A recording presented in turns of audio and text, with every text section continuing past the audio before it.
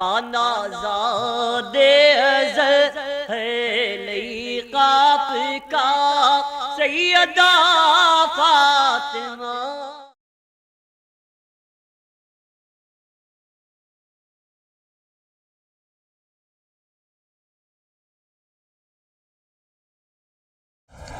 الحمد لله الذي نحمده ونستعينه ونستغفره ونؤمن به ونتوكل عليه ونعوذ بالله من شرور أنفسنا ومن سيئات أعمالنا من يهده الله فلا مضل له ومن يضلله فلا هادي له ونشهد أن لا إله إلا الله وحده لا شريك له ونشهد أن سيدنا ونبينا ومولانا محمدا عبده ورسوله أرسله بالحق بشيرا ونذيرا قال الله تعالى في القرآن المجيد والفرقان الحميد أعوذ بالله من الشيطان الرجيم بسم الله الرحمن الرحيم قد أفلح من تزكى وذكر اسم ربه فصلى بل تؤثرون الحياة الدنيا والآخرة خير وأبقى صدق الله العظيم صدق رسوله النبي الأمين الكريم ونحن على ذلك لمن الشاهدين والشاكرين والحمد لله رب العالمين وقال تعالى في شأن حبيبه الكريم إن الله وملائكته يصلون على النبي يا أيها الذين آمنوا صلوا عليه وسلموا تسليما اللهم صل على سيدنا محمد وعلى آل سيدنا مولانا محمد وبارك وسلم۔ برادران عزیز، جیسے ہم سب جانتے ہیں کہ ہمارا یہاں جمع ہونا یہ عرس مبارک ہے حضرت شیخ الاسلام سید محمد بادشاہ حسینی قدس سرہ العزیز، اور اسے مبارک ہے سیدی مرشدی مولائی حضرت سید شاہ قاسم حسینی علیہ رحمت و رضوان چھوٹے صاحب قبلہ قدس سرہ العزیز کا۔ برادران عزیز، اللہ رب العزت نے جو ہدایت کا سامان فراہم کیا ہے، ان ہدایات کے وسائل اور ذرائع میں ایک بہت بڑا ذریعہ اپنے نیک بندوں کو رکھا ہے۔ جیسے ہم جانتے ہیں کہ ہمارا جو تعلق و نسبت ہے وہ سرور کائنات سے ہے۔ ہمیں حضور پاک کا امتی بنا کر اللہ نے بھیجا ہے، اور حضور پاک کی تشریف آوری کے ساتھ آقائے دو جہاں کی ایک خصوصیت یہ بھی ہے کہ آپ خاتم الانبیاء ہیں۔ آپ کی تشریف آوری پر انبیاء علیہم السلام کا جو سلسلہ تھا وہ اختتام پذیر ہوا۔ اس کے بعد کوئی نبی آنے والے نہیں ہے، کوئی نئی شریعت آنے والی نہیں ہے، کوئی کتاب نازل ہونے والی نہیں ہے، نئے احکام کچھ اور آنے والے نہیں ہے۔ جو کتاب حضور پاک نے دی وہی کتاب قیامت تک چلنے والی ہے، جو احکام حضور پاک نے دیے وہی احکام قیامت تک چلنے والے ہیں، اور وہی فرمان جو حضور پاک کا ہے وہی فرمان چلنے والا ہے۔ اب نبی ہوں گے، ایک ہی نبی ہے، ایک ہی نبوت ہے، ایک ہی رسول ہے، ایک ہی رسالت ہے، اور وہی رسالت چلنے والی ہے، وہ حضور پاک کی رسالت ہے، حضور پاک کی نبوت ہے، حضور پاک کا پیغام ہے، حضور پاک کا فرمان ہے۔ حضور پاک نے جو ارشاد فرمایا ہے وہی ارشاد ہمارے لیے مشعل راہ ہے، اور وہی احکام پر ہم کو عمل کرنا ہے۔ برادران عزیز، لیکن معاملہ یہ ہوا کہ وقتاً فوقتاً امت کو رہبری کی ضرورت پیش آئی ہے۔ احکام قرآن سمجھنے کے لیے ایک سمجھانے والے کی ضرورت ہمیشہ محسوس ہوئی ہے۔ راہ پر چلنا ہے تو راہ دکھانے والے ایک راہبر کی ضرورت ہمیشہ محسوس ہوئی ہے۔ جب انبیاء علیہم السلام کا سلسلہ ختم ہوا تو پھر اللہ رب العزت نے حضور پاک کا جانشین بنا کر اپنے اولیاء کو بھیجا ہے۔ سرور کائنات کے وہ جانشین، حضور پاک کے وہ فیض یافتہ جنہوں نے اپنی ساری زندگی حضور پاک صلی اللہ علیہ وآلہ وسلم کی محبت و راہ میں لگا دی ہے۔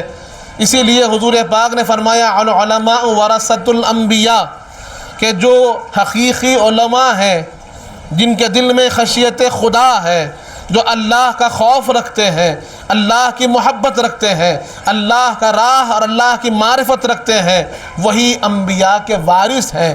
انبیاء کے اس مشن کو لے کے چلنے والے وہی اولیاء ہیں، وہی علماء ہیں، وہی عرفان رکھنے والے، وہی معرفت رکھنے والے، وہی نفوس قدسیہ ہے کہ جو اپنا مشن بنا لیے ہیں، زندگی بنا لیے ہیں کہ بس اللہ کے بندوں کی خدمت کرنا ہے، اللہ کی عبادت کرنا ہے، اللہ کے بندوں کی خدمت کرنا ہے، کہ جس ذریعے سے، جس طرف سے بندہ آئے ہے، جو پیاس لے کر بندہ حاضر ہوا، جس طرف اسے ضرورت محسوس ہوئی، وہ اللہ والوں کے پاس آ جائے، وہ تشنگی اسے مٹ جائے گی، وہ پیاس اس کی مٹ جائے گی۔ تو یہاں پر ہم دیکھتے ہیں خطے ارض کے الگ الگ حصوں میں آپ دیکھیے اللہ والے موجود ہیں، اللہ کا پیغام لے کر چلنے والے موجود ہیں، بندے حق کو حق سے ملانے والے موجود ہیں، جو لوگ بھٹک رہے ہیں انہیں راہ دکھانے والے موجود ہیں۔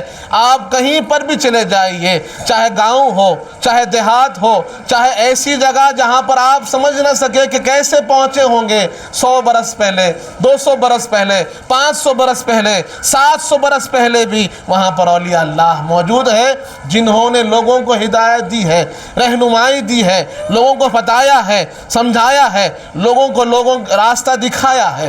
برادران عزیز، اب ہمارا یہاں جمع ہونا اللہ والوں سے ہدایت لینے کے لیے ہی ہے۔ ہم یہاں جمع ہوتے ہیں تو دو چیزیں ظاہر ہوتی ہے، ایک ہماری محبت کہ جو اللہ والوں سے ہماری محبت ہے، اللہ والوں سے ہمارا تعلق ہے، اللہ والوں سے ہمارا رشتہ ہے، کیونکہ حدیث پاک میں آتا ہے کہ دنیا میں جس سے محبت کریں گے قیامت میں انہی کے ساتھ ہوں گے، ہمارا حشر بھی انہی کے ساتھ ہوگا۔ تو اگر ہم اللہ والوں سے محبت کرنے والے ہوں گے تو یہ یقین بھی رکھتے ہیں، حضور پاک کے فرمان پہ یہ یقین ہے، میرے آقا فرماتے ہیں دنیا میں جس سے محبت ہوگی قیامت میں اسی کا ساتھ ہوگا۔ تو جہاں اللہ والوں کی محبت دل میں ہوگی تو قیامت میں یقیناً انہی کا ساتھ ہوگا، انہی کی پیروی ہوگی، انہی کا ہاتھ ہوگا، اور انہی کا ہاتھ تھام کر انشاءاللہ اللہ کے سامنے ہم موجود ہوں گے۔ اللہ فرماتا بھی ہے قرآن میں یوم ندعو کل اناس بامامہم، کہ ہم جب اس دن ہر بندے کو اپنے امام کے ساتھ اٹھائیں گے، امام آگے آگے ہوگا، ان کا مقتدی پیچھے پیچھے چلتا ہوگا، اور یہ سارے امام جا کر کھڑے ہوں گے امام الانبیاء کے پیچھے، جن کے ہاتھ میں لوائے حمد ہوگا، اللہ کا جھنڈا جن کے ہاتھ میں ہوگا، سارے انبیاء، ساری امتیں جن کے پیچھے کھڑے ہوں گے وہ امام الانبیاء ہوں گے۔ برادران عزیز، اب بات کیا ہے؟ جیسے میں نے عرض کیا ہے کہ اولیاء اللہ کی زندگی کا مقصد ہی یہ ہوتا ہے کہ وہ بندوں کو رب سے جوڑ دیں، بندوں کو رب سے جوڑنا، یہی مقصد اولیاء اللہ کا ہے۔ اب وہ جوڑ جس لحاظ سے اس کو ضرورت ہو ویسے جوڑ دیا جاتا ہے۔ اب وہ اگر محتاج بن کر آتا ہے تو اسے سمجھایا جاتا ہے کہ تمہارا محتاج پن دور ہوتا ہے تو اللہ کے ذکر سے ہوتا ہے۔ بیمار بن کر آتا ہے اسے بتایا جاتا ہے کہ شفا دینے والی ذات اللہ کی ہے۔ اگر تم دنیا میں ادھر ادھر بھٹکتے رہتے ہو لیکن یہ بات جان لو کہ شفا ملتی ہے تو رب کے حکم سے ملتی ہے۔ اگر کوئی اپنے آپ کو مخروض پاتا ہوا آتا ہے، مال سے اپنے آپ کو مفقود پاتا ہوا آتا ہے کہ میرے پاس مال نہیں ہے، بڑا محتاج ہوں، بیچارہ ہوں، کیا کروں، تو بیچارے کو چارہ ملتا ہے تو رب کی بارگاہ سے ملتا ہے۔ یہ جو مفہوم سمجھانا ہے، یہ حقیقت زندگی کو سمجھانا ہے، یہ اولیاء اللہ سمجھاتے ہیں۔ جب یہ تشنگان خدا ڈھونڈتے ہوئے اپنے پریشانیوں میں بھٹکتے ہوئے ادھر سے ادھر ادھر سے ادھر کسی اللہ والے کے پاس پہنچ جاتے ہیں تو پھر اللہ والا انہیں چھوڑتا نہیں ہے، ان کے عیبوں کو دیکھتا نہیں ہے، ان کو پریشان سمجھ کر دھتکارتا نہیں ہے، بلکہ انہیں قریب کرتا ہے اور ان کی پریشانیوں کو سمجھ سمجھتا ہے، ان کے دل کو مرہم لگاتا ہے اور انہیں بتاتا ہے کہ ساروں کا حل اگر ہے تو رب سے جڑنے میں ہے، تم رب سے جڑ جاؤ، ہر مسئلہ آسان ہو جائے گا، تمہیں مسئلے کے لیے صبر حاصل ہو جائے گا، تمہاری تکلیفوں کے لیے تم تکلیف محسوس کر رہے ہو، تکلیفوں کا حل تمہیں حاصل ہو جائے گا۔ اللہ والوں نے ہمیشہ یہی کیا ہے کہ بندوں کو رب سے جوڑا ہے، لیکن بندوں کا معاملہ کیا ہے؟ بندے کیا کرتے ہیں؟ جیسے معاملہ حل ہو گیا، جیسے مسئلہ حل ہو گیا، پھر بھاگتے ہیں دنیا کی طرف، پھر بھاگتے ہیں اپنی عیش و عشرت کی طرف، پھر بھاگتے ہیں اپنی طلب کی طرف، اپنی تمنا کی طرف، اپنی خواہشات کی طرف، اپنی نفسانی وہ خواہشات کو پورا کرنے کے لیے پھر جد و جہد میں لگ جاتے ہیں، پھر اطمینان میں آتے ہیں تو پھر وہ دنیا کی روشنیاں نظر آتی ہیں، دنیا کی رعنائیاں نظر آتی ہیں، دنیا کی نعمتیں نظر آتی ہیں، پھر رب کی راہ سے غفلت میں پڑ جاتے ہیں، پھر غفلت میں پڑ جاتے ہیں، پھر مار کھاتے ہیں، پھر بھاگ کے آتے ہیں۔ برادران عزیز، اللہ اس کیفیت کو قرآن میں بیان کر رہا ہے۔ اللہ بیان کر رہا ہے قد افلح من تزکا، کامیاب ہے وہ شخص جس نے اپنے دل کو صاف کیا، جس نے اپنے دل کو صاف کیا۔ دل کیسے صاف ہوتا ہے؟ دل کیسے صاف ہوتا ہے؟ ہم نے حدیث پاک سنی ہے، حضور پاک فرماتے ہیں وَلِكُلِّ شَيْءٍ سَيْخَلٌ وَسَيْخُلُ الْقَلْبِ ذِكْرُ اللَّهِ، کہ ہر چیز کے صاف کرنے کا ایک طریقہ ہوتا ہے۔ جسم صاف کرنے کا ایک طریقہ ہے، کپڑے صاف کرنے کا ایک طریقہ ہے، سونا صاف کرنے کا ایک طریقہ ہے، ہر ایک چیز کی صفائی کا ایک خصوصی طریقہ ہوتا ہے۔ کسی کو گرم کر کر صاف کیا جاتا ہے، کسی کو نرم کر کر صاف کیا جاتا ہے، کسی کو پانی کے ذریعے سے صاف کیا جاتا ہے۔ اللہ فرماتا ہے، حضور پاک سمجھاتے ہیں کہ سنو کہ تمہارے قلب کو اگر صاف کرنا ہے تو تمہارا دل صاف ہوگا اللہ کے ذکر سے، اللہ کی یاد سے، کہ تمہارے دل میں جب اللہ کی یاد جاگزی ہو جائے گی، اللہ کی محبت جاگزی ہو جائے گی، اس کے حبیب پاک کی محبت داخل ہو جائے گی، تمہارا دل صاف ہونے لگے گا۔ جب تم اللہ کا ذکر کرتے چلے جاؤ گے۔ ابھی ہم نے دیکھا ہے، ہمارے بزرگوں نے ہمیں طریقہ کیا سکھایا کہ آپ کو سندل نکالنا ہے، سندل میں جانا ہے تو کیا کرنا ہے؟ اللہ کا ذکر کرنا ہے، لا الہ الا اللہ کہنا ہے، لا الہ الا اللہ کہنا ہے، اس کے بعد پھر اللہ اللہ اللہ اللہ کرتے ہوئے آنا ہے، کیونکہ دل صاف ہوتا ہے اللہ کے ذکر سے۔ برادران عزیز، سب سے پہلے چیز اگر دل کو صاف کرنا ہے تو رب سے جڑنا ہوگا، رب کے ذکر کو اپنے دل میں جاگزی کرنا ہوگا۔ اگر آپ رب کے ذکر سے غافل ہو جائیں گے، اللہ کی یاد سے غافل ہو جائیں گے، اللہ کے ذکر سے غافل ہو جائیں گے تو پھر آپ دنیا میں جڑ جائیں گے، رب سے کٹ جائیں گے۔ اولیاء اللہ نے ہمیشہ رب کا ذکر سکھایا ہے۔ آپ دیکھیں گے پریشانی ہے، اللہ کا ذکر کرو، بیماری ہے، اللہ کا ذکر کرو، اگر تم کو تنگ دستی ہے اللہ کا ذکر کرو، اولاد چاہتے ہو اللہ کا ذکر کرو۔ آپ دیکھیں گے کہ انہوں نے ہر ایک چیز کے لیے اللہ کے ایک ایک صفت کے ذریعے، ایک ایک اسما کے ذریعے آپ کو اللہ سے جوڑنا چاہا ہے، رب سے جوڑ کر بتایا ہے کہ تم سمجھتے ہو کہ تمہارے راستے الگ الگ ہیں، نہیں، راستہ ایک ہے، حل ایک ہے، تمہیں رب کا یاد کرنا ہے، رب کا ذکر کرنا ہے، ہر مسئلے کا حل مل جائے گا۔ اللہ فرماتا ہے کامیاب ہے وہ جس نے اپنے دل کو صاف کیا، جس کا دل صاف ہے نفرت سے، جس کا دل صاف ہے حسد سے، جس کا دل صاف ہے دشمنی سے، جس کا دل صاف ہے ریاکاری سے، جس کا دل صاف ہے خود پسندی سے، جس کا دل صاف ہے تکبر سے، جس کا دل صاف ہے گناہوں سے، دنیا کی لذتوں سے، نفسانی خواہشات سے۔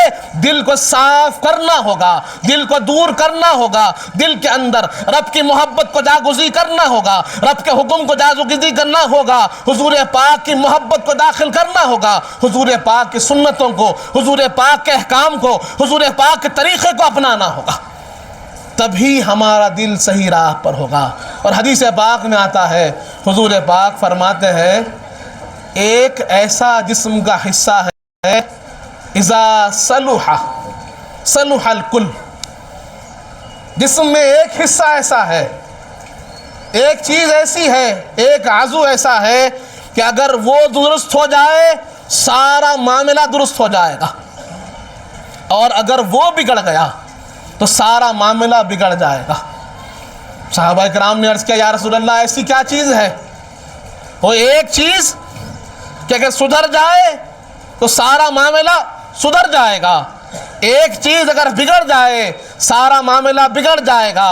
حضور پاک نے فرمایا قلب، دل ہے، دل ہے، دل سدھر جائے سارا معاملہ سدھر جائے گا، دل بگڑ جائے سارا معاملہ بگڑ جائے گا۔ اور اللہ کا شکر ہے، اللہ کا فضل ہے کہ ہم اہل دل کے پاس حاضر ہیں۔ ہم جہاں باہر جسمانی امراض کو دور کرنے کے لیے ڈاکٹرز کے پاس جاتے ہیں، ڈاکٹرز جو ہمارے جسم کے امراض کو دور کرتے ہیں، اور جب ہم اللہ والوں کے پاس آتے ہیں اللہ والے ہمارے دل کے امراض کو دور کرتے ہیں، دل کی برائیوں کو دور کرتے ہیں، دل کی خرابیوں کو دور کرتے ہیں، وہ دل کو صاف کرتے ہیں، دل کو پاک کرتے ہیں، دل کو رب کے ذکر کے ذریعے سے مزین اور مزکا اور مصفا کر دیتے ہیں۔ برادران عزیز، تو یہ ہماری خوش نصیبی ہے کہ رب نے ہمیں اللہ والوں سے جوڑ دیا، رب نے ہمیں وہ راستہ بتا دیا جو دل کو صاف کرنے والا راستہ ہے، اللہ کا ذکر کرنے والا راستہ ہے۔ اللہ فرماتا ہے قد افلح من تزکا، کامیاب ہے وہ شخص جو اپنے دل کو صاف کرتا ہے۔ جس نے اپنے دل کو صاف کیا وہ بندہ کامیاب ہے۔ آج ہمارا معاملہ کیا ہو گیا ہے؟ ہمارے نگاہوں میں کامیابی کے دو مدارج ہیں وہ بدل گئے۔ ہم سمجھتے ہیں کہ کامیابی کسی مقام پر پہنچنا ہے، کامیابی کسی شے کو حاصل کرنا ہے، کامیابی اپنے بینک میں اتنا بیلنس جمع کرنا ہے، کامیابی فلاں ڈگری حاصل کرنا ہے۔ یہ سارے معاملے ہمارے اپنے بنائے ہوئے ہیں، لیکن جب رب کی بارگاہ میں حاضر ہوتے ہیں، رب کے سامنے پیش ہوتے ہیں اور رب سے عرض کرتے ہیں پروردگار آپ کے نگاہ میں کامیاب کون ہے؟ آپ کی نگاہ میں وہ شخص کامیاب کون ہے؟ اللہ فرماتا ہے قد افلح من تزکا، کامیاب ہے وہ شخص جس نے اپنے دل کو صاف کیا، جس کا دل صاف ہے، جس کے دل میں کوئی خرابی نہیں، اپنے بھائی کے لیے دشمنی نہیں، اپنے بھائی کے لیے حسد نہیں، اپنے بھائی کے لیے عناد نہیں، اپنے بھائی کے لیے سرکشی نہیں، اپنے بھائی کے لیے خرابی اور گناہ نہیں، انہیں کامیاب ہے۔ رب فرماتے ہیں وہ شخص کامیاب ہے میری نگاہوں میں۔ آگے رب نے فرمایا وَذَكَرَ اسْمَ رَبِّهِ فَصَلَّى، اور جو رب کا ذکر کرتا ہے کامیاب ہے، جو اللہ کے ذکر میں منہمک رہتا ہے کامیاب ہے۔ صبح شام جس کی زبان جس کا دل رب کی یاد میں لگا رہتا ہے کامیاب ہے۔ ہاتھ اٹھ رہا ہے تو رب کے حکم کے مطابق اٹھ رہا ہے، قدم چل رہا ہے رب کے حکم کے مخابق بالکل موافق چل رہا ہے، اس سے کوئی کام رب کے حکم کے خلاف نہیں ہوتا، تو وہ بندہ کامیاب ہے۔ آپ کو اب ہم کو دیکھنا ہے ہم نے کامیابی کتنی سیڑھیاں چڑھی ہیں، رب کی نگاہوں میں کامیاب کون، اور ہمارے قدم کس کامیابی کو تلاش کر رہے ہیں، کس راستے پہ ہم چل رہے ہیں۔ رب ہماری کیفیت کو آگے بیان کرتا ہے، فرماتا ہے بل تؤثرون الحیات الدنیا، کہ تم دنیاوی زندگی کو ترجیح دیتے ہو، دنیاوی زندگی کو اہمیت دیتے ہو، دنیاوی زندگی کے لیے بڑی کوشش کرتے ہو، بڑی محنت کرتے ہو، بڑی مشقت کرتے ہو، صبح اٹھتے ہو شام آتے ہو، ساری مشقتیں، علم بھی حاصل کر رہے ہو دنیاوی کامیابی کے لیے، تجارت بھی کر رہے ہو دنیاوی مال و متاع کے لیے، لوگوں سے ملاقات بھی کر رہے ہو دنیاوی تعلقات کو بڑھانے کے لیے۔ رب فرما رہا ہے بل تؤثرون الحیات الدنیا، کہ تم دنیاوی زندگی کو ترجیح دے رہے ہو، بل آخرت خیر و ابقیٰ، بلکہ آخرت دنیا سے بڑی بہتر ہے اور خوب باقی رہنے والی ہے۔ رب ہماری حالت کو نہیں بیان کر رہا؟ جب یہ آیت پڑھتے ہیں تو ہمیں محسوس نہیں ہوتا کہ رب ہمارے بارے میں فرما رہا ہے؟ ہم 15 گھنٹے دنیا کے لیے پیچھے بھاگ رہے ہیں، گھر سے نکل کر کلومیٹروں کا سفر کر رہے ہیں، ٹرین سے جا رہے ہیں، بس سے جا رہے ہیں۔ نہیں بھائی، ضرورت ہے، ضرورت بولیے، خواہش بولیے، تمنا بولیے، ایمبیشن بولیے، نام کچھ بھی دیجئے، محنت تو دنیا میں ہی کر رہے ہیں نا۔ اللہ فرما رہا ہے تم دنیا کو اہمیت دے رہے ہو، آخرت زیادہ باقی ہے، زیادہ بہتر ہے، زیادہ باقی رہنے والی ہے۔ حضور پاک حدیث پاک، دنیا اور آخرت یہ ایک ساتھ نہیں رہ سکتی، یہ ایک دوسرے کی ضد ہے۔ دادا پیر قبلہ اپنی تفسیر خاضری میں ان آیات کریمہ کے اندر اس روایت کو نقل فرماتے ہیں۔ حضرت شیخ الاسلام اپنی تفسیر میں لکھتے ہیں، تفسیر خاضری میں، کہ حضور پاک فرماتے ہیں دنیا اور آخرت یہ ایک جا جمع نہیں ہو سکتے، تم دو ایسے چیزوں کو جمع کرنا چاہتے ہو جو ممکن ہی نہیں۔ جس دل میں دنیا ہوگی آخرت نہیں ہو سکتی، اور جس دل میں آخرت آ جاتی ہے دنیا وہاں سے نکل جاتی ہے۔ اب آپ کو ہم کو دیکھنا ہے، رب فرماتا ہے کہ آخرت بہتر ہے، رب فرماتا ہے آخرت زیادہ باقی رہنے والی ہے، رب فرماتا ہے کہ کوشش کرو آخرت کو سنوارنے کے لیے کرو، وہ باقی رہنے والی ہے، وہ فنا ہونے والی نہیں ہے۔ محنت کرو تو رب کو منانے میں کرو، رب کی راہ میں کرو، رب کے راستے پہ کرو۔ لیکن ہم کہتے ہیں کہ ہم دنیا میں چلیں گے، دنیا کی طرف بھاگیں گے، دنیاوی کامیابی حاصل کریں گے۔ یہ دنیا فنا ہونے والی فانی ہے، یہ باقی رہنے والی نہیں ہے۔ برادران عزیز، اس کو سمجھنا ہوگا۔ حدیث پاک، ایک اور حدیث پاک دادا پیر قبلہ نقل فرماتے ہیں، اما جان بی بی عائشہ صدیقہ رضی اللہ عنہا روایت فرماتی ہے کہ حضور پاک صلی اللہ علیہ وآلہ وسلم نے ارشاد فرمایا کہ جو شخص جس کے پاس گھر نہیں ہوتا وہ دنیا میں گھر تلاش کرتا ہے، جس کے پاس مال نہیں ہوتا وہ دنیاوی مال تلاش کرتا ہے۔ اور آگے فرماتے ہیں کہ وہی شخص دنیا جمع کرتا ہے جس کے پاس کوئی اور جگہ نہ ہو جمع کرنے کے لیے، کوئی اور چیز نہ ہو جمع کرنے کے لیے۔ اور آگے ارشاد ہوتا ہے وہی شخص دنیا جمع کرتا ہے جس کے پاس عقل نہیں ہے، جو سمجھدار نہیں ہے۔ کیا فرماتے ہیں حدیث پاک میں؟ جو بے وقوف ہے وہ دنیا کے پیچھے دوڑتا ہے، جس کے پاس عقل نہیں وہ دنیا کو اہمیت دیتا ہے، جس کے پاس کوئی گھر نہیں وہ دنیا میں گھر چاہتا ہے، جس کے پاس کوئی مال نہیں وہ دنیاوی مال چاہتا ہے۔ دادا پیر قبلہ اس کی تفسیر میں لکھتے ہیں کہ اس کی مثال یوں ہے کہ دنیا مسافر خانہ ہے، دنیا مسافر خانہ ہے۔ مسافر خانے میں آپ کو ایک کمرہ مل گیا، آپ کمرہ مسافر خانے کا لیے۔ مسافر خانہ کسے کہتے ہیں؟ جو عارضی ہوتا ہے، ٹیمپرری ہوتا ہے، کچھ دن کے لیے آدمی سفر کے دوران وہاں رکتا ہے۔ لیکن اب اس مسافر خانے میں کمرہ مل گیا، دادا پیر قبلہ فرماتے ہیں کمرہ لینے کے بعد اب آدمی نے کیا کیا؟ وہ کمرے میں مال جمع کرنا شروع کر دیا، کمرے کو سجانا شروع کر دیا، کمرے پر اپنی محنت اپنی مشقت لگانا شروع کر دیا، کمرے کو اب سجانے لگا، آراستہ کرنے لگا، مزین کرنے لگا، باہر سے چیزیں لا کر رکھنے لگا، اس کمرے میں خوب زیادہ محنت کرنے لگا۔ بات کیا ہوئی؟ ساری محنتیں کیا، مال بھی لگا دیا، طاقت بھی لگا دیا، مشقت بھی لگا دیا، محنت بھی لگا دیا، قوت بھی لگا دیا، دولت بھی لگا دیا، سارا کچھ جو کچھ تھا اب اس مسافر خانے کے کمرے پہ لگا دیا، خوب مزین آراستہ کر دیا۔ اب وقت آیا تو مسافر خانے والے نے کہا چلیے وقت ہو گیا، جائیے، آپ کو 3 دن کے لیے دیا گیا تھا، 5 دن کے لیے دیا گیا تھا، آپ کا وقت کامل ہو گیا ہے، اپنے ٹھکانے کو جائیے، اپنے گھر کو جائیے۔ حضرت فرماتے ہیں کیا اس سے بڑا بیوقوف کوئی ہوگا جو مسافر خانے پہ ساری محنت لگا دیا، ساری مشقت لگا دیا، ساری کوشش لگا دیا اور پھر اس کو چھوڑ کر جانا پڑا۔ مثال دنیا کی یوں ہی فرماتے ہیں حضرت کہ دنیا کی مثال بھی اسی مسافر خانے کی طرح ہے کہ جتنا تم سجاؤ گے، جتنا تم محنت کرو گے، جتنا تم لگاؤ گے، سارا کچھ چھوڑ کر جانا ہے اور تمہاری ٹھکانہ آخرت ہے، تمہارا ٹھکانہ وہ اللہ کے سامنے جانا، آخرت کو جانا ہے، اور تم نے آخرت کے لیے کچھ نہ رکھا، اپنے ٹھکانے کو سنوارا نہیں، اپنی منزل کو نہیں سنوارا، دنیا پر لگا دیا، سب چھوڑ کر چلے گئے، اب آخرت کے لیے تمہارے پاس کچھ نہ رہا۔ اس سے بڑا بیوقوف کون ہو سکتا ہے؟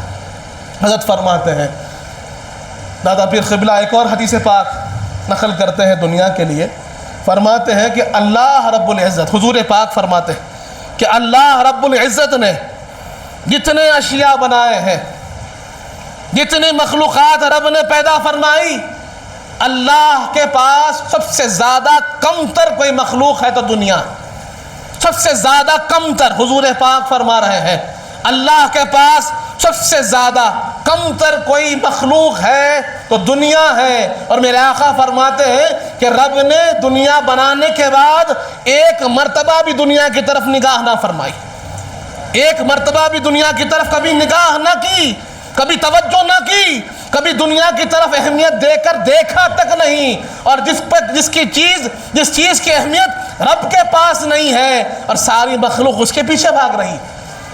برادران عزیز، ہم کہاں جا رہے ہیں؟ رب ہم کو کہاں بلا رہا ہے؟ اللہ ہم سے کیا چاہتا ہے؟ حضور پاک ہم سے کیا چاہتے ہیں؟ اور ہم ہیں کہ ہم دنیا کے پیچھے بھٹک رہے ہیں، دنیا کے راستے پہ چل رہے ہیں۔